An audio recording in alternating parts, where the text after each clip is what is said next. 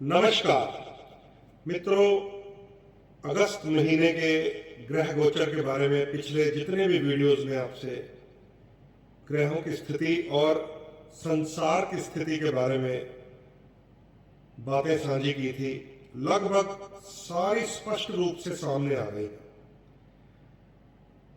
सूर्यदेव कर्क राशि और सिंह राशि, जिसको हम सावन और भादों का महीना कहते हैं,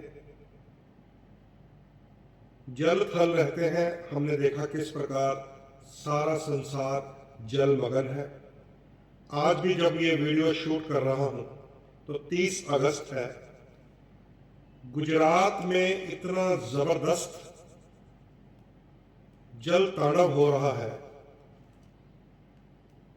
कि लोगों को उनके घरों की छतों के ऊपर से हेलीकॉप्टर के माध्यम से रेस्क्यू करना पड़ रहा है। जापान में तूफान और सुनामी की वार्निंग जापानियों ने पहले ही दी थी, ग्रहों की स्थिति भी वही बता रही थी, अब वो भी सामने आ रहा है।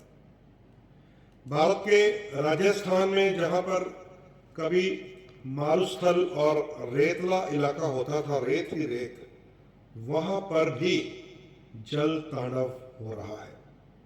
तो ये ग्रहों की स्थिति है।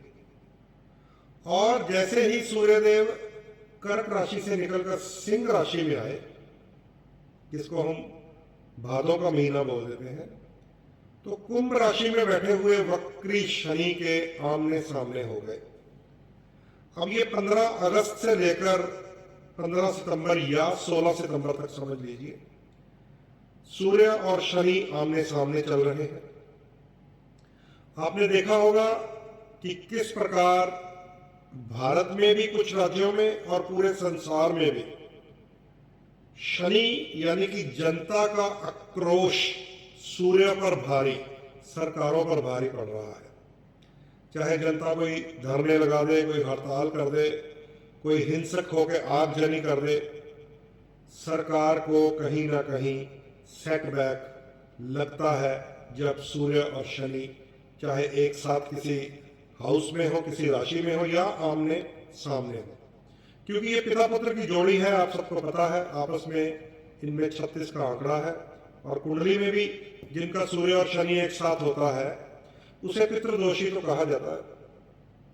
तो अभी भी 16 सितंबर तक थोड़ा सतर्क रहिएगा, विशेषकर सूर्य की इसमें हार होती है। सूर्य शनि की लड़ाई में सूर्य की हार होती है। पिता पुत्र की लड़ाई में पिता को ही अपना मन महसूस कर पुत्र की बात रखनी पड़ जाती है। तो जिन लोगों का सिंह लगन है उनके लिए ये स्थिति बन सकती है कि उन्हें कुछ चीजों पर कॉम्प्रोमाइज करना पड़ जाए। सरकारों के लिए ये स्थिति कि कॉम्प्रोमाइज करना पड़ जाए, अपने लिए हुए निर्णय, अपने फैसले वापस लेने पड़ जाए। 16 अगस्त तक ये स्थिति रहेगी कि सूर्य पर उनका ही पुत्र शनि भारी। आप भी ध्यान रखिए। अब स्वयं जो शनिदेव है वो वक्री अवस्था में है। शनि वक्री वो भी शुभ नहीं है।